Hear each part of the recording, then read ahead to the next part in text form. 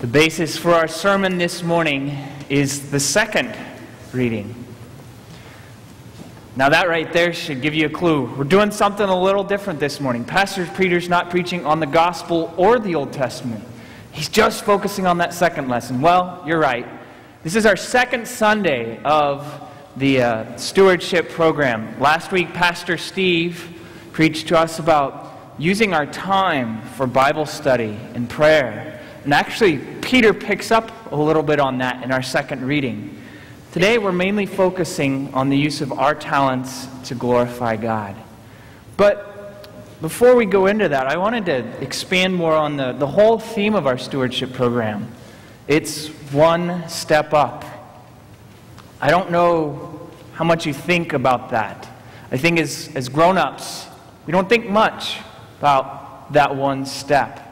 But over the past couple weeks, I have had an amazing illustration of what a difference that one step can make. You see, up until about a couple weeks ago, Malachi could take a couple steps until he lost his balance and wipe out.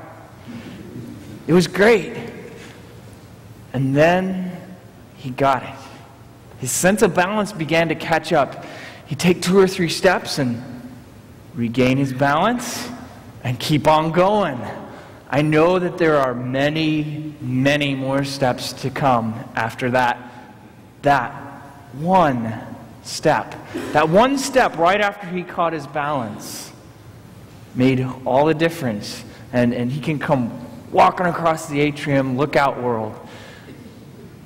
And that one step up for us can make that big, actually, not just that big a difference, but more of a difference in our lives, even as adults. But I'd like to look back now at that second reading. Now, Peter is writing to Christians who've been scattered all over the Middle East. You see, after Pentecost, these Christians were all together, and God sent them out different ways, and they were beginning to experience suffering and persecution. Peter talks about that in chapter 4. But they didn't have a lot of support for one another. So Peter talks about that. He starts off right at the beginning with the end of all things is near. For Peter, that immediacy of Christ's return, he was standing there when Jesus went back up into heaven. The immediacy of Christ's return was foremost in his mind. He starts off right off the bat, the end of things is near. And, you know, maybe we're thinking, oh, we look around, there's a lot of Christians supporting us this morning. How much do we have in common? Well, guess what? It's, 2,000 years after this. Jesus' return is even closer than it was then.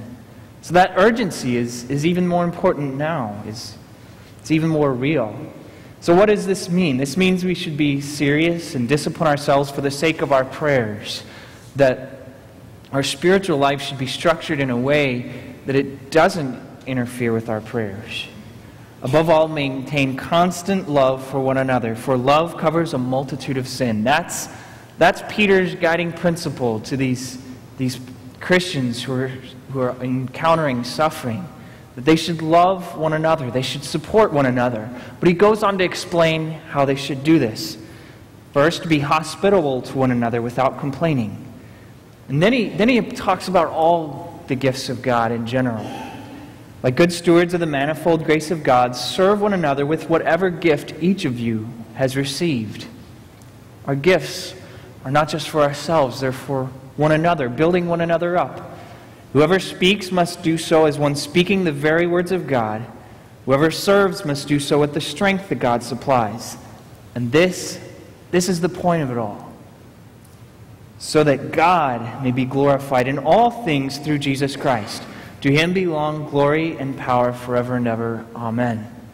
So Peter makes it pretty clear that our gifts are to be used to strengthen one another and ultimately to the glory of God. Ultimately, that more people might come to believe.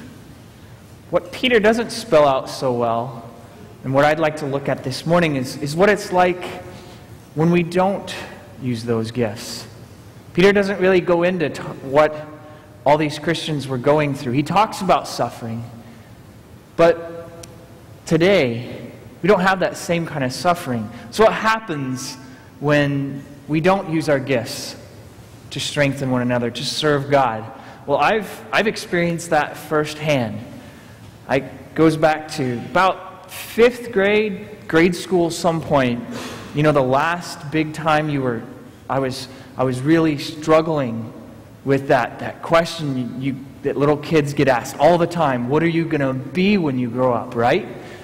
And so at the time, I was deciding between pastor and engineer. At the time, the two options made sense to me. I don't know. And at the time, I decided engineer. And so from then on, everything had to focus on becoming a good engineer. I had to get good grades in school so I could get good scholarships and go to a good engineering school and be a good engineer. That all went really well until I started going to engineering school.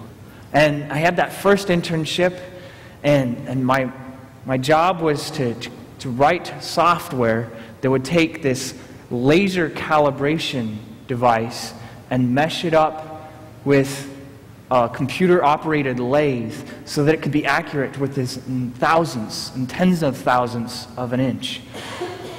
And I did well on the programming. I could do it, but I could tell something wasn't right.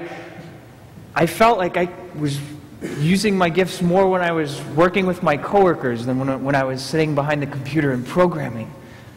But my parents encouraged me to keep up with it. So I went back to school after that internship and kept on working with the degrees. But I went down from 2 engineering degrees, because we all know that 2 engineering degrees is better than 1. Went down from computer engineering and electrical engineering to just electrical.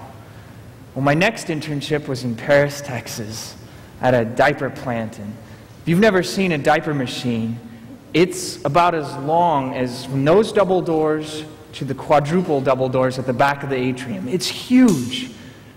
And again, I found myself working with machine software and with these giant prints and entering them into the system. And again, it felt like I was operating in second gear all the time.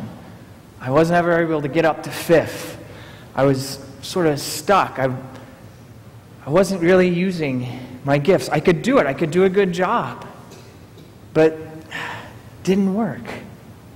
I was missing out because I wasn't using God's spiritual gifts. Now, there are some people that God has gifted to be engineers, and I thank the Lord for them. I'm so thankful. And I'm also very thankful God led me a different way, because I was definitely missing out.